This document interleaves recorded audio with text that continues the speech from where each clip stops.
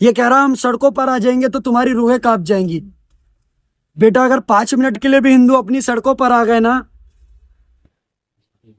तो तुम्हारा रंबा रंबा बुम्बा बुम्बा हम्बा हम्बा कम्बा कम्बा सब कर देंगे एक बार। संभल की घटना में पत्थर चलाने वाले कहीं ना कहीं घर से सोच कर चले थे कि हम प्रशासन और उत्तर प्रदेश को जलाने का काम करेंगे, पर वो भूल गए थे कि लखनऊ में बैठा कोई बाबा है, कहीं ना कहीं उसकी पुलिस पुत्र सबक सिखाने का काम करेगी। ये कहते थे कि राम को हवा में उड़ा देंगे, तो मौलाना अखिलेश यादव मेरी बात सुनो, उल्लू निकल पड़े हैं, अभी रात नहीं है और बातों में बात जैसी कोई बात नहीं है, और मेरे प्रभु श्री राम को हवा में उड़ा दे इतनी तो अभी मौलाना अखिलेश यादव की औकात नहीं। और वहां पर पत्थर चलाने वाले कहीं ना कहीं वो लोग दंगाई है, कहीं ना कहीं वो लोग इस तरीके का मानसिकता लेते हैं कि भारत के संविधान को चलाना है, भारत के लोकतंत्र को तोड़ना है। कहीं ना कहीं उनके संरक्षण और नेता कहीं ना कहीं देश के लोकतंत्र को पूरे के पूरे तरीके से तोड़ने का काम। आज योगी जी की सरकार बनी 2017 में और ये सारे नारे बदल गए, क्या मुलायम क्या काशी राम, अब सबको बोलना पड़ेगा जय श्री राम, और नहीं बोलोगे जय श्री राम तो हो जाएगा काम तमाम। देखिए संभल की घटना कोई नई नहीं है, इस देश के हर युवा और हिंदुओं को जानना पड़ेगा कि जिस तरीके से कहीं ना कहीं हम जिस तरीके से कोर्ट से आदेश लेकर आते हैं कि यहाँ पर जांच कराइए, और जांच ऐसे नहीं होता। संभल के शाही मस्जिद की जांच का आदेश 95 पेज के रिपोर्ट के आधार पर दिया गया है। इनके टेढ़ी नाक वाले नेता के मौलाना अखिलेश यादव के पिता श्री मुल्ला मुलायम जी ने कहा था कि मुले मुलायम काशी राम, और हवा में उड़ गए जय श्री राम। इनके सरकारों में नारा चला था कि मुले मुलायम काशी राम, हवा में उड़ गए जय श्री राम। तिलक तराजू और तलवार इनको मारो जूते चार, ये इनकी टेढ़ी नाक वाले मौलाना अखिलेश यादव के पिताश्री का नारा था कि हम 20 करोड़ तुम 100 करोड़ और 15 मिनट 16 मिनट। मैं कह रहा हूँ अगर इस हिंदुओं को 5 मिनट भी मिल गया ना बिल्कुल, तो तुम अपने अब्बा का चेहरा भी नहीं देख पाओगे, इस बात को ध्यान रखना। हाँ। उत्तर प्रदेश के संभल जिले के जामा मस्जिद के सर्वे को लेकर हुए दंगे में अब तक 5 लोगों के मरने की खबर है। वहीं प्रशासन और वहां के आम जनता के बीच में झड़प की खबर आ रही है। प्रशासन की ओर से आरोप लगाया जा रहा है पत्थरबाजी हुई, उसके बदले में जो है फायरिंग हुई, जिसकी वजह से मौतें हुई। वहीं उत्तर प्रदेश के कुछ नेता प्रतिपक्ष तौकीर रजा है, वो बयान देते हैं यदि हम सड़कों पे आ गए तो तुम्हारा क्या होगा। इन तमाम मुद्दों पे बात करने के लिए हमारे साथ युवा साथी मौजूद है जो राजनीतिक पे तमाम बातचीत को लगातार तैयार रहते हैं। आइए उनसे बात करते हैं और जानने की कोशिश करते हैं कि उत्तर प्रदेश के संभल जिले में जो हिंसा हुआ है उसको लेकर ये क्या सोचते हैं। और सबसे पहले तो बहुत बहुत स्वागत है अभिषेक जी। मेरा सवाल वहीं से शुरू होता है, तौकीर रजा ने तो बयान दे दिया, क्या इस तरीके की बयानबाजी वाकई में होनी चाहिए या नहीं होनी चाहिए? देखिए तौकीर रजा जैसे 2 कोटी के सुअर, ये सिर्फ और सिर्फ बोलना जानते हैं। इनके बोलने की वजह से पता नहीं आज कितने लोगों की हत्याएं हो रही हैं, कितने लोग उस दंगे में मारे जा रहे हैं। मैं कहता हूँ प्यांदा तो सिर्फ राजा का काम होता है प्यांदे को आगे कर देना, ये अपने प्यांदे आगे कर देते और प्यांदे मार दिए जाते, राजा सेब खेलता है। तो सेम वही तौकीर रजा आज एक अपने समुदाय के साथ कर रहे हैं। प्यांदों की पता नहीं कितनी बलियां करवाएंगे तौकीर रजा जैसे लोग। ये तौकीर रजा ये 2 कोटी का आदमी है। ये कुछ दिन पहले भी महाराष्ट्र से भी चिल्ला रहा था कि हिंदू हो तुम्हारा ये कर देंगे वो कर देंगे। बेटा तुम कुछ नहीं कर पाओगे, तुम सड़कों पे आओगे तो तुम्हारा यही हाल होगा जो आज उत्तर प्रदेश पुलिस ने तुम्हारा करा है, और डंके की चोट पर होगा। आप इस बात को समझिए।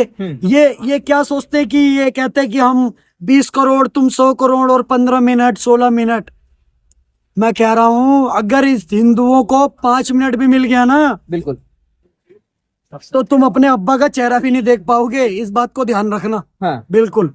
अच्छा, अखिलेश यादव भी आरोप लगा रहे योगी जी पे। वो कह रहे हैं कि लगातार जब से सरकार बनी है योगी जी के राज में जो दंगा ही दंगा हो रहा है। देखिए टेढ़ी नाक वाले नेता मौलाना अखिलेश यादव जी टोटी चोर हैं। हाँ। उनके बात पर इतना ज्यादा ध्यान मत दीजिए। हाँ। उनके पिता श्री थे मुल्ला मुलायम। अच्छा। जो कि मुल्ला मुलायम जी ने कहा था कि मेरे को आज से मुल्ला मुलायम बोलो। क्यों? क्योंकि मैंने राम भक्तों पर गोलियां चलवाई, कार सेवकों पर गोलियां चलवाई। इनके टेढ़ी नाक वाले नेता के मौलाना अखिलेश यादव के पिता श्री मुल्ला मुलायम जी ने कहा था कि मुले मुलायम काशी राम, और हवा में उड़ गए जय श्री राम। इनके सरकारों में नारा चला था कि मुले मुलायम काशी राम, हवा में उड़ गए जय श्री राम।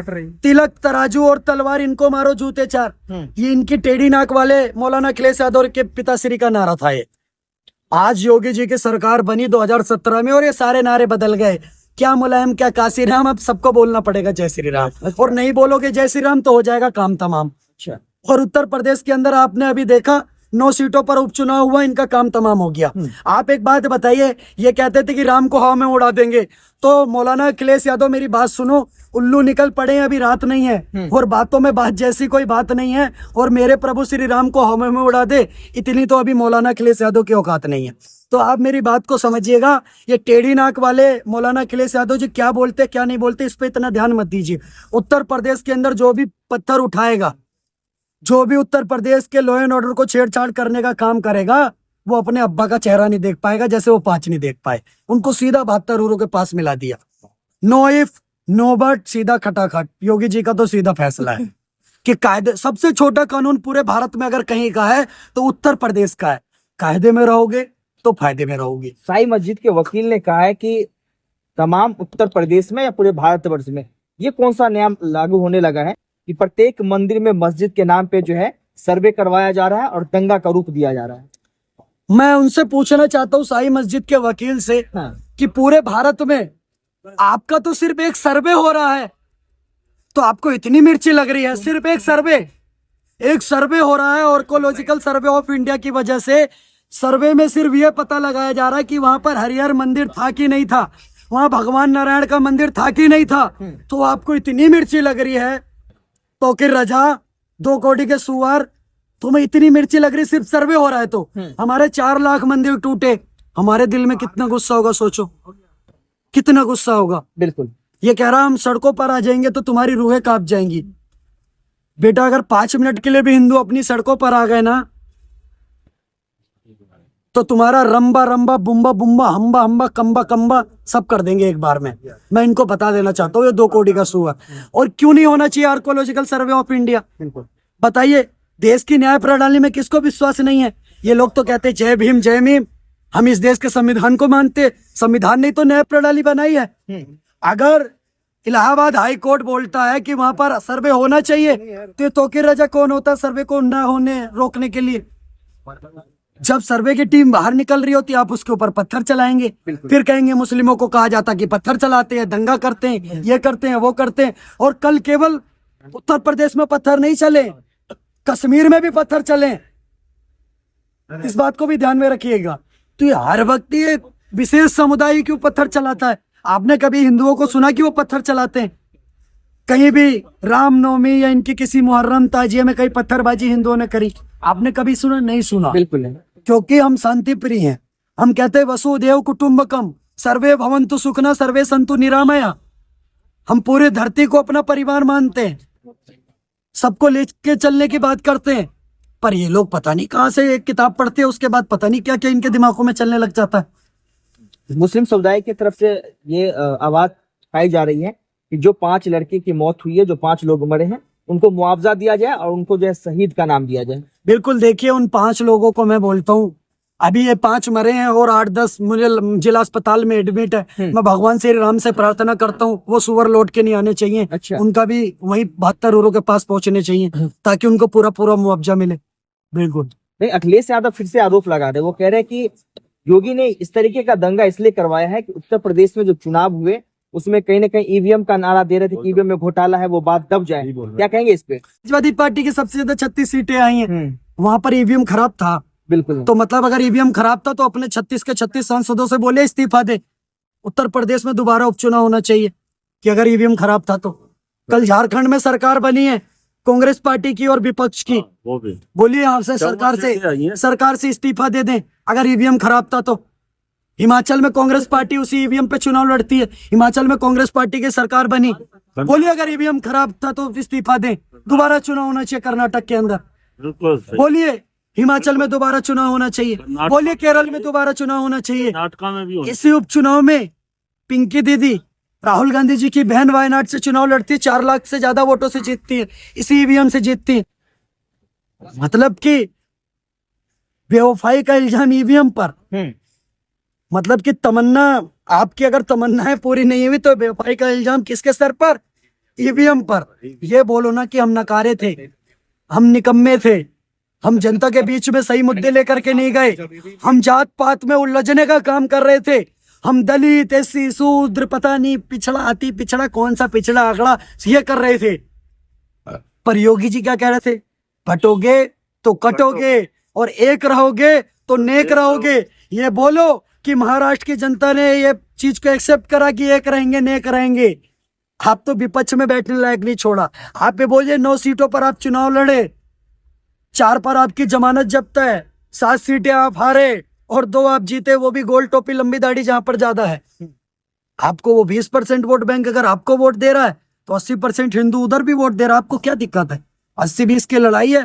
अगर आप, मैं कहता हूं किसी ने रोका अखिलेश यादव जी को? आप बताइए कि अखिलेश यादव जी क्या कौन से वंश के हैं? यदुवंशी बताते हैं। मथुरा के अंदर श्री कृष्ण जन्मभूमि, आज भी पता है मथुरा के जामा मस्जिद की सीढ़ियों में कृष्ण जी की प्रतिमाएं हैं और इसकी आर्कियोलॉजिकल सर्वे ऑफ इंडिया से जांच की मांग करी जा रही है। इसका न्यायालय में केस चल रहा है। आप तो श्री कृष्ण का वंशज बताते हैं, खुद को यदुवंशी बताते हैं। आपको मना करा किसी ने कि श्री कृष्ण जी? हाँ, ये तो ये भी बोलते थे कि मेरे सपने में कृष्ण जी आते हैं। बिल्कुल। तो आप बोलिए ना कि मथुरा के अंदर कृष्ण जन्मभूमि को समाजवादी पार्टी के नेता मौलाना अखिलेश यादव जी आजाद कराएंगे। मैं अभिषेक ठाकुर, मैं समाजवादी पार्टी का समर्थन करूंगा, डंके की चोट पर समर्थन करूंगा कि मौलाना अखिलेश यादव एक बार आकर के तो बोले कि हम श्री कृष्ण के वंशज और मथुरा के अंदर भव्य कृष्ण मंदिर बनवाएंगे जैसे इन्होंने अयोध्या के अंदर राम मंदिर बनवाया। रोका किसी ने बोलने से? बिल्कुल। क्योंकि ये दिखावे के यदुवंशी हैं, लेकिन ये साथ किसके हैं? गोल टोपी लंबी दाढ़ी ऊंचा पजामा के। मल्लिका अर्जुन खड़गे ने एक बयान दिया, वो कह रहे कि योगी जी ने जो बयान दिया कि बटोगे कटोगे, वो सांप के जहर के समान है और पूरे देश में जहर के समान फैल रहे हैं। देखिए, मल्लिका अर्जुन खड़गे की उम्र हो गई है, 60 आ गए हैं वो। इन्होंने जम्मू कश्मीर के चुनाव में ये बोल दिया कि कांग्रेस पार्टी आएगी तो आतंकवाद बढ़ेगा। तो मुझे लगता है ये भी फिर सच ही बोला होगा। तो क्या लगता है कि जिस तरीके से संबल में जो घटना हुआ है, आगे का क्या रुख रहेगा? क्या लोग सुप्रीम कोर्ट जाएंगे, हाई कोर्ट जाएंगे, या तमाम चीजें वैसी की वैसी रहेगी? मैं इसके लिए सबसे दोषी आपके जैसे पत्रकारों को ठहराता हूँ, जो माइक को पकड़ करके सिर्फ और सिर्फ सरकार और प्रशासन को दोषी साबित करने लग जाते हैं। पत्रकार महोदय, अगर आप उस खाकी वर्दी में होते और आपके ऊपर पत्थर चल रहे होते, आप उसकी प्रतिक्रिया नहीं करते? बिल्कुल नहीं करते। बिल्कुल। क्या यह संविधान पुलिस वालों को उनकी आत्मरक्षा का अधिकार नहीं देता? आप बताइए। आज 37 से ज्यादा पुलिस वाले जिला अस्पताल में एडमिट हैं। उनकी बात नहीं करी आपने कि 37 पुलिस वाले जिंदगी और मौत की लड़ाई लड़ रहे हैं जिला अस्पताल के अंदर, उनके ऊपर भी गोलियां और पत्थर चले, वो भी जख्मी हैं। नहीं करेंगे आप। क्यों? क्योंकि आपको भी आदत है चरण चुम्बन पत्रकारिता करने की। आपको भी आदत है कि एक विशेष समुदाय के लिए घड़ियाली आंसू बहाने की। आपके बुआ के लड़के थे जिनमें गोली लग गई, जो आपके इनके लिए इतनी संवेदनाएं आपके प्रति हैं। आपकी संवेदनाएं उन 37 पुलिस वालों के परिवारों के प्रति नहीं है जो सिर्फ और सिर्फ अपनी ड्यूटी का फर्ज अदा कर रहे थे। आपके जैसे पत्रकार, जब आपने देखा कि यहाँ पर गोली मार दी गई, क्या नाम था उनका जो हमारे शहीद हुए यहाँ पर, आपने देखा होगा कुछ दिन पहले अभी दंगा हुआ जिसमें 34 गोपाल मिश्रा, जिनके अंदर 34 गोलियां उतार दी गई, तो आपके जैसे पत्रकार बोल रहे थे कि जब 34 गोलियां उतारी गई तो पुलिस क्या कर रही थी? आपके जैसे पत्रकार बोल रहे थे। आपके जैसे पत्रकार बोल रहे थे जब कन्हैया लाल की गर्दन उतारी गई तो राजस्थान में पुलिस क्या कर रही थी? आपके जैसे पत्रकार पूछ रहे थे अभी 20 दिन पहले। आज अगर पुलिस ने एक्शन ले लिया कुछ गलत होने से पहले, और 4 लोग जो कि दंगा फैलाने का काम कर रहे थे, दंगाई थे, और उनके ऊपर कार्रवाई कर दी, तो आप लोगों के अंदर देगी मिर्च का तड़का अंग फड़का। ऐसी मिर्ची लग रही जैसे आपके बुआ का लड़का ढेर कर दिया गया हो। क्या बात कर रहे हो सर? तो योगी जी का अगर आप पत्थर उठाओगे तो आप भी जन्नत जाओगे। कोशिश करके देख लीजिएगा। योगी जी का अगला स्टैंड क्या रहेगा इस चीज को? अगला स्टैंड यही है योगी आदित्यनाथ जी का कि सबसे छोटा कानून है, मैंने पहले बताया उत्तर प्रदेश का, कि कायदे में रहोगे तो फायदे में रहोगे। जो उठाएगा पत्थर तो नो इफ नो बट, सीधा खटाखट, ना नो जेल नो बेल, सीधा सीधा प्रभु से मेल।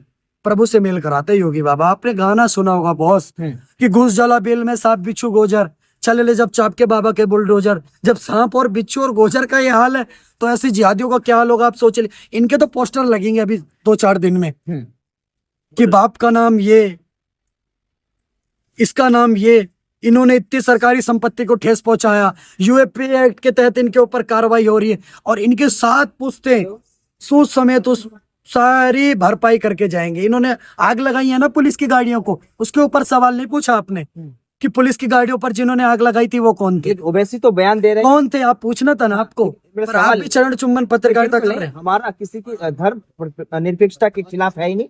ओवैसी ने आरोप ये भी लगा कि कुछ पुलिस वालों ने खुद के गाड़ी में आग लगा दी, इस पे क्या कहेंगे? मेरी बात सुनिए, जो उसके ओवैसी के भाई ने बोला था कि 15 मिनट के लिए पुलिस हटा दो, ये भी डबिंग होगी, बोल दीजिए। नहीं, बिल्कुल भी नहीं, उसका तो हम समर्थन। ओवैसी इस देश का स्लीपर सेल है, आतंकवादी है। उसको पूरा दिन वो भारत को तोड़ने की बात करता है। जो बंदा संसद में देश के मंदिर में खड़े होकर के जय फिलिस्तीन बोल सकता है, आप उसकी बात पर भरोसा करेंगे? बिल्कुल भी आप एक वीडियो ओवैसी को बोलिए ना कि ऐसी एक वीडियो लेकर के आए, अगर उनकी बातों में सच्चाई है, सिर्फ बातों की जलेबी बनाएंगे गोल गोल, क्योंकि 20% वोट बैंक है उनका। अगर ऐसी कोई वीडियो है तो डालें सोशल मीडिया पे।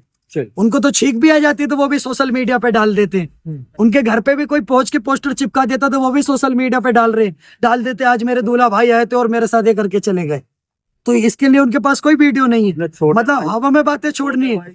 जिनके घर खुद के शीशे के होते हैं ना, बकरुद्दीन फकरुद्दीन फकरुद्दीन, वो दूसरे घर पे पत्थर नहीं मारते, नहीं तो तुम्हारा 15 मिनट 5 मिनट में तुम फ्लॉप हो जाओगे। चलिए, 15 मिनट 5 मिनट में फ्लॉप हो जाएगा। कैसे देखते हैं उत्तर प्रदेश के संबल की घटना? देखिए, संबल की घटना कोई नई नहीं है। इस देश के हर युवा और हिंदुओं को जानना पड़ेगा कि जिस तरीके से कहीं ना कहीं हम जिस तरीके से कोर्ट से आदेश लेकर आते हैं कि यहाँ पर जांच कराइए, और जांच ऐसे नहीं होता। संबल के शाही मस्जिद की जांच का आदेश 95 पेज के रिपोर्ट के आधार पर दिया गया है। हवा में वहाँ आदेश नहीं दिया गया कि कोर्ट ने हवा में आदेश दे दिया यहाँ पर जांच कर लो, वहां पर जांच कर लो। हिंदू की भावनाएं अगर कोई साबित करता है तो वो रिपोर्ट के आधार पर करते हैं, और वहां पर पत्थर चलाने वाले कहीं ना कहीं वो लोग दंगाई है। कहीं ना कहीं वो लोग इस तरीके का मानसिकता लेते हैं कि भारत के संविधान को चलाना है, भारत के लोकतंत्र को तोड़ना है। कहीं ना कहीं उनके संरक्षण और नेता कहीं ना कहीं देश के लोकतंत्र को पूरे के पूरे तरीके से तोड़ने का काम कर रहे हैं। ये जब काम करते हैं तो उनके समर्थन में पीस पार्टी खड़ी हो जाती है कि भाई नहीं, ये ऐसा था, सौदा लेने गया था। सौदा लेने नहीं गया था,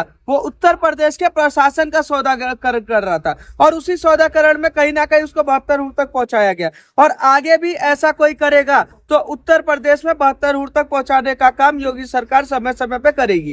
लेकिन अखिलेश यादव आरोप लगा रहे हैं कि योगी जब से सत्ता में आए तब से तमाम दंगाई जो है उग्र हो गया और दंगा होने लगा है। बिल्कुल सही बात कह रहे हैं कि जब से योगी सरकार आए तब से ये दंगाई उग्र होने लगे और पत्थरबाजी करने लगे।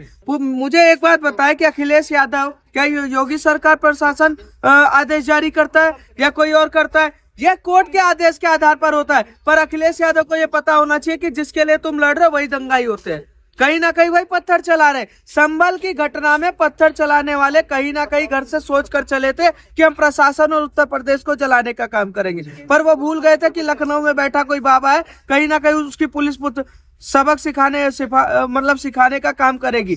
एक बात मैं जानता हूँ कि तौकीर रजा ने ये सोचकर बैठे हुए कि जिनके हाथ में पत्थर अपने हाथ में 72, इसके अलावा उनके पास कोई एजेंडा है नहीं। चाहे मौलाना हो, चाहे कोई तौकीर रजा हो, चाहे असरुद्दीन हो, चाहे बकरुद्दीन हो, इनको समझ लेना चाहिए कि अगर देश को जलाने का काम करोगे तो कहीं ना कहीं आपके घर को भी जलाने का काम वो भीड़ कभी ना कभी करेगी। उस भीड़ को उकसाकर उत्तर प्रदेश में आप क्या दिखाना चाह रहे हो? कल को ज्ञानवापी का सर्वे होता है तो वहां पर आप तनावपूर्ण काम करेंगे, संभल का होगा तो तनावपूर्ण काम करेंगे। सिर्फ अभी 4-5 मंदिरों का ही वो काम स्टार्ट हुआ है, अभी तो 30,000 मंदिर बचे हुए पूरे देश में। जब 30,000 मंदिर का देश हिसाब लेने बैठेगा तो कहां से वो वक्फ बोर्ड और पूरा हिसाब देंगे? ये सिर्फ एजेंडाधारी है और कहीं ना कहीं पत्थर चलाकर ये डराने की कोशिश कर रहे हैं। भीड़ के दम पर अगर आप प्रशासन को डराने की कोशिश करेंगे, भीड़ के दम पर आप सबूत को दबाने की कोशिश करेंगे, भीड़ के दम पर आप कोशिश करेंगे कि लोकतंत्र और संविधान की हत्या कर दी जाए, तो यह भारत में नहीं हो सकता। क्योंकि एक शांति भीड़ बैठी हुई है जिसका नाम है हिंदू, कहीं ना कहीं वो अपने हक छीनने पर आ गए। तो वो जो पत्थर चलाने वाले बैठे, जो बहुत ज्यादा चिल्लाते रहते ना, हम ये कर देंगे 15 मिनट में, हवाबाजी कर देंगे, वो सारी हवाबाजी घर में ही रह जाएगी। चलिए आशुतोष, ये तमाम बातें हैं उत्तर प्रदेश में हुए हिंसा को लेकर। उत्तर प्रदेश के संभल जिला में जो हिंसा हुआ उसको लेकर तमाम जो है पार्टियां दर पार्टियां अपनी अपनी बातों को जनता के बीच में रख रही है। ये तमाम लोगों की बातें हमने आपको दिखाई। बहरहाल इस वीडियो को देखने के बाद आपकी क्या प्रतिक्रिया है हमें कमेंट बॉक्स में जरूर बताएं। देश दुनिया के तमाम खबरों के लिए बने रहे मीडिया संतोष के साथ। गूंजता भारत, दिल्ली।